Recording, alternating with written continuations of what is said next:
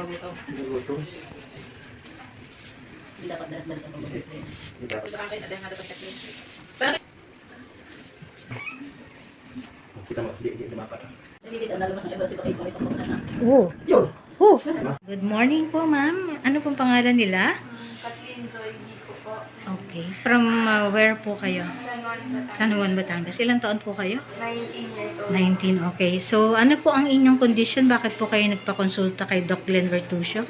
May scoliosis po. Scoliosis. Gano'n na po katagal yung scoliosis niyo? Hindi ko lang sure. Hindi ka aware. Pero anong nararamdaman mo? May discomfort Discomfort ka? Sa anong area ng body mo? sa back po. Sa back. Okay. So, paano mo po nalaman ng clinic ni Doc Glenn? Yung cousin ko po ay nagpapa... Oo, may scoliosis din. Okay. So, pakirate po yung level ng discomfort. Hindi naman siya pain, di ba?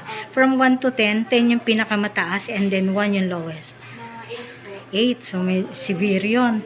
Okay. So, ano pong nararamdaman nyo? Bakit nyo nasabing discomfort?